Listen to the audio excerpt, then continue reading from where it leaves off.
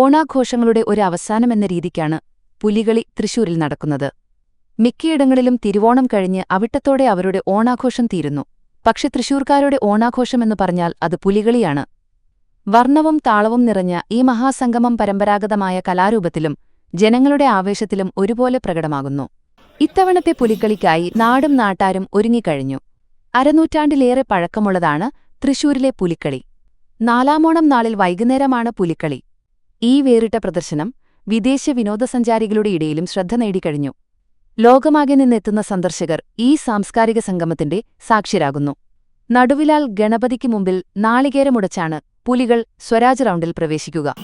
ഇത്തവണ 9 സംഘങ്ങളാണ് പുലികളിക്കിറങ്ങുന്നത്. ഓരോ ദേശവും മാസങ്ങളോളം പരിശ്രമിച്ച് ഗംഭീരമായി ഒരുങ്ങിയാണ് എത്തുന്നത്.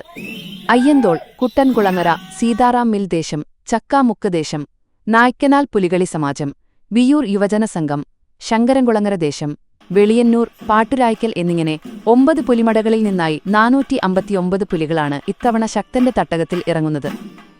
ഇനി തൃശൂർ നഗരത്തെ പ്രകമ്പനം കൊള്ളിക്കാൻ ഓരോ ദേശക്കാരും ഈ വർഷം ഒളിപ്പിച്ചു വച്ചിരിക്കുന്ന സസ്പെൻസുകൾക്കായുള്ള കാത്തിരിപ്പാണ്. പുലികളിയുടെ ഉത്ഭവത്തെക്കുറിച്ച് നിരവധി ഐതിഹ്യങ്ങളുണ്ട്. ചിലരുടെ ഭാഷ്യത്തിൽ 1-ാം ലോക മഹായുദ്ധത്തിനുശേഷം തൃശൂരിൽ പ്രവർത്തിച്ചിരുന്ന മൈസൂർ സൈനികർ യുദ്ധവിജയങ്ങളുമായി ബന്ധപ്പെട്ട് ടിപ്പുവിന്റെ കൊടിയടയാളമായ പുലിയുടെ വേഷം കെട്ടി നടത്തിവന്ന പ്രകടനമായാണ്. പിൽക്കാലത്ത് തൃശൂരിൽ സ്ഥിരതാമസമാക്കിയ പടാണികൾ ഇത് പരിഷ്കരിച്ച് അവരുടെ പഞ്ചയെടുക്കൽ ചടങ്ങുമായി ബന്ധപ്പെടുത്തി വന്നതാണെന്നും പറയപ്പെടുന്നു. രാജാ രാമവർമ്മ ശക്തൻ തമ്പുരാൻ തന്നെയാണ് പുലികളിക്ക് രൂപം കൊടുത്തതെന്നാണ് മറ്റു ചിലരുടെ ഭാഷ്യം. പുലികളിക്ക് തൃശൂരിനകത്തും പുറത്തുനിന്നും ആയിരക്കണക്കിന് ആളുകളാണ് എത്തുന്നത്.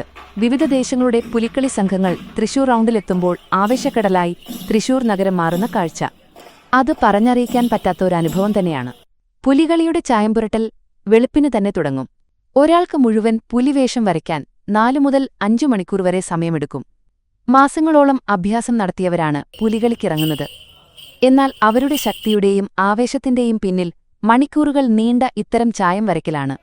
വ്യത്യസ്ത നിറങ്ങളിൽ നിറഞ്ഞ പുലികൾ. ഇവർ അരമണി ധരിക്കാറുണ്ട്. ഇത് കുലുക്കിയാണ് മിക്കവാറും നൃത്തം ചെയ്യാറ്. പുലികളി സംഘത്തോടൊപ്പം വരുന്ന ടാബ്ലോകൾ മറ്റൊരു വിസ്മയം. മാസങ്ങളുടെ അധ്വാനമാണ് ഇത്തരം ശില്പങ്ങൾക്ക് പിന്നിൽ. പുരാണ കഥാപാത്രങ്ങളെയും ചരിത്രപ്രസിദ്ധരെയും സാമൂഹിക സന്ദേശങ്ങളും ദേശാഭിമാനവും നൂതന ആശയങ്ങളെയും ഉൾപ്പെടുത്തിയ ഈ കെട്ടുകാഴ്ചകൾ തൃശൂരിന്റെ സാംസ്കാരിക വൈവിധ്യത്തെയും സൃഷ്ടിപരമായ വൈഭവത്തെയും പ്രദർശിപ്പിക്കുന്നു. ചെണ്ടയുടെ താളത്തിനൊപ്പം മുന്നേറുന്ന ഈ കാഴ്ചകൾ ജനക്കൂട്ടത്തിന് വിസ്മയം പകരുന്നു. തൃശൂർ പൂരം കഴിഞ്ഞാൽ പിന്നെ ഒരു 2ാം പൂരം എന്ന് തന്നെ പുലികളിയെ വിശേഷിപ്പിക്കാം. താളവും വർണ്ണവും നിറഞ്ഞ ഒരു ആവേശം. ഇത് തൃശൂരിന്റെ ഹൃദയമിടിപ്പാണ്. തലമുറകളെ ബന്ധിപ്പിക്കുന്ന ഒരു പാരമ്പര്യമാണ്. പുലികളിയുടെ ആവേശം ഒടുവിൽ വടക്കുന്നാഥ ക്ഷേത്രത്തിനു മുന്നിൽ ഒന്നിച്ചു ചേരുമ്പോൾ തേക്കിൻകാട് മൈതാനി പുലികളുടെ നിറച്ചുവടുകളിൽ മുഴങ്ങുന്നു. അത് തൃശൂരിന്റെ ഹൃദയമിടിപ്പായ ഓണത്തിന്റെ സമാപനം കുറിക്കുന്നു. ഇനി അടുത്ത ഓണക്കാലത്തിനായുള്ള കാത്തിരിപ്പ്.